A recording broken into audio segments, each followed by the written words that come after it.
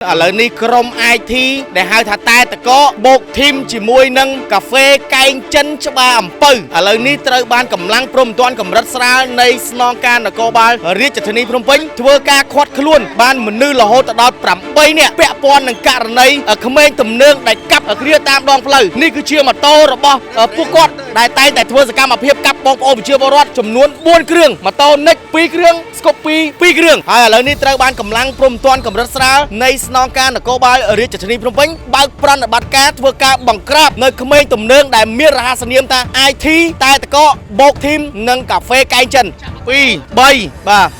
3 4 5 1 7 8បាទឥឡូវនេះត្រូវបានកម្លាំងព្រំទាន់កម្រិតស្រាលខាត់ខ្លួនបញ្ជូនទៅស្នងការនគរបាលរាជធានីភ្នំពេញពាក់ព័ន្ធនឹងករណីក្មេងទំនើងដែលកាប់គ្នាតាមផ្លូវនៅសាធារណៈដែលហៅថាក្រុម IT ហ្នឹងឥឡូវនេះត្រូវបានបញ្ជូនទៅស្នងការនគរបាលរាជធានីភ្នំពេញដើម្បីបន្តនីតិវិធីច្បាប់បាទរងកាលអីខ្ញុំសុំសួរតិចមកយើងដកហូតបានម៉ូតូប្រមាណគ្រឿងហើយដាវប្រមាណដើមដែរមិញហ្នឹង4គ្រឿងហើយដាវយើងនេះយើងចាក់ស្ដែងមកម្ដងហើយយើងនឹងបន្តទៅវិធីបន្តទៅដល់តន់ចប់ប្រហែលជាប្រមាណអ្នកដែរលោកហ្នឹងហើយដែលធ្វើកម្មទៀតអរគុណឥឡូវគឺកន្លែងលាក់ដាវគឺប្រមាណជនក្រុមកាហ្វេកែងចិនបាទកន្លែងលាក់ហ្នឹងបាទលាក់កន្លែងណាអូនណាយ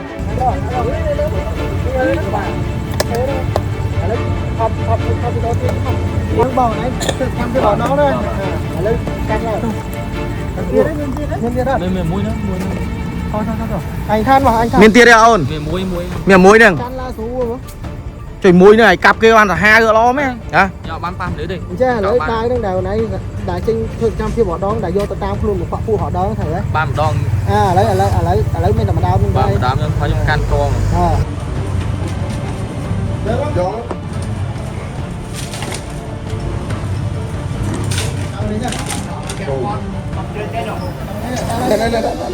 អ្នកចូល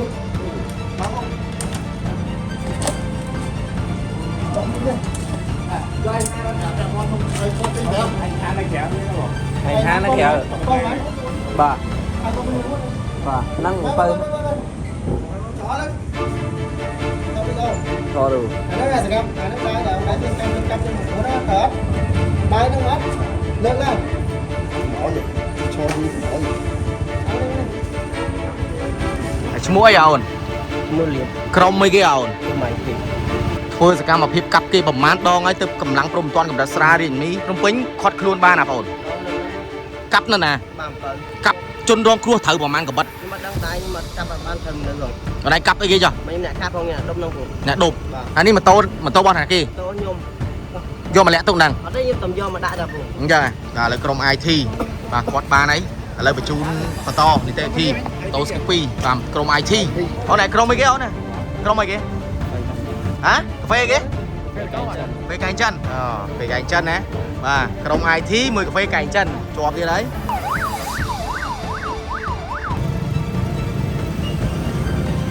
នេះកម្លាំងពលរដ្ឋកម្រិតស្រាលលោកបញ្ជូន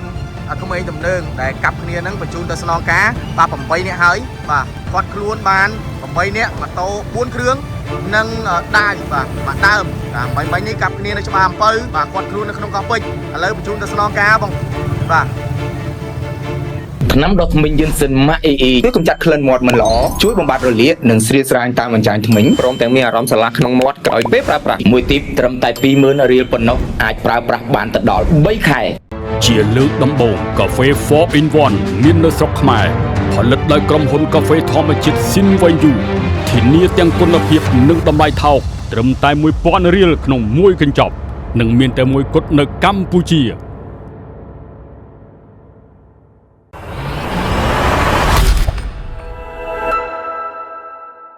គ្រប់នឹងជំរាបសួរទៅដល់ប្រិយមិត្តទស្សនិកជនដែលនិយមនឹងតាមដានរាល់ការផ្សាយរបស់អង្គភាពវិទ្យុឥឡូវនេះបាទនៅម៉ោងប្រមាណជាង10យប់ត្រូវនៅថ្ងៃទី27ខែតុលាឆ្នាំ2025យើងនេះដោយយើងទទួលបានប្រភពព័ត៌មានពីកម្លាំងព្រំទាន់កម្រិតស្រាលនៃស្នងការនគរបាលរាជធានីភ្នំពេញដោយយើងបានសាកសួរនាំនិងសួរបឋមទៅខាងជំនាញដែលគាត់បានផ្ដល់មុននេះបន្តិចថាឥឡូវនេះក្រុម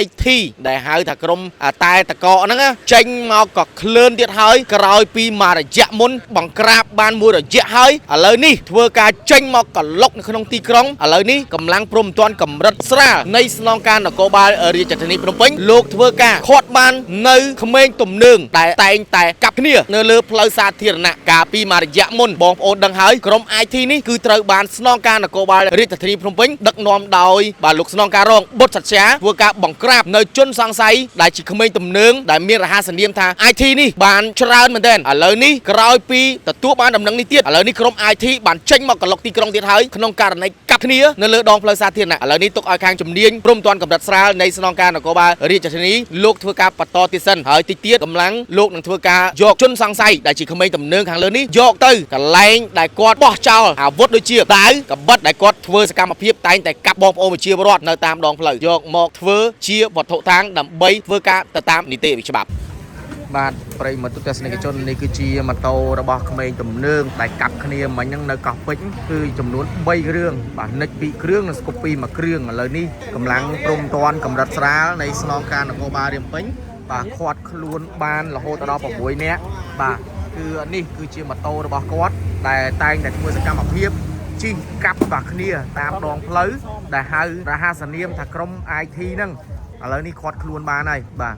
6នាក់ពាក់ព័ន្ធឥឡូវនេះសមាជិកលោកកំពុងតែបើកការស្រាវជ្រាវបាទធ្វើការបន្តទៀតនេះគឺជាម៉ូតូរបស់ក្មេងទំនើងទាំងអស់ដែលតែងតែកាប់គ្នាតាមដងផ្លូវដែលមានរហស្សនាមថា IT ហ្នឹងបាទចេញមកក៏ក្រៅទៀតហើយក្រោយពីសមាជិកលោកខាត់ខ្លួនបានមួយរយៈធំឥឡូវនេះចេញមកវិញបាទបន្តកាប់គ្នាដដែលឥឡូវនេះបាទខាត់ខ្លួនបាន6នាក់និងប៉ាត់ម៉ូតូ3គ្រឿងឥឡូវនេះក្រុម IT ដែលហៅថាតែតកបូកធីមជាមួយនឹងកាហ្វេកែងចិនច្បារអំពៅឥឡូវនេះត្រូវបានកម្លាំងព្រំទាន់កម្រិតស្រាលនៃស្នងការនគរបាលរាជធានីភ្នំពេញធ្វើការខាត់ខ្លួនបានមនុស្សរហូតដល់8នាក់ពាក់ព័ន្ធនឹងករណីក្មេងទំនើងដែលកាប់គ្នាតាមដងផ្លូវនេះគឺជាម៉ូតូរបស់ពួកគាត់ដែលតែងតែធ្វើសកម្មភាពកាប់បងប្អូនប្រជាពលរដ្ឋចំនួន4គ្រឿងម៉ូតូនិច2គ្រឿងស្គប់2គ្រឿងហើយឥឡូវនេះត្រូវបានកម្លាំងព្រំទាន់កម្រិតស្រាលនៃស្នងការនគរបាលរាជធានីភ្នំពេញបើកប្រតិបត្តិការធ្វើការបង្ក្រាបនៅក្មេងទំនើងដែលមានរហស្សនាមថា IT តែតកបូកធីមនិងកាហ្វេកែងចិនបើតាម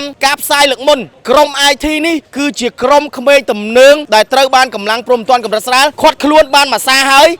បាទត្រូវបានសមាជិកដាក់ពន្ធនាគារឥឡូវនេះជាប់មួយសារទៀតពាក់ព័ន្ធនឹងករណីកាប់ទៀតបង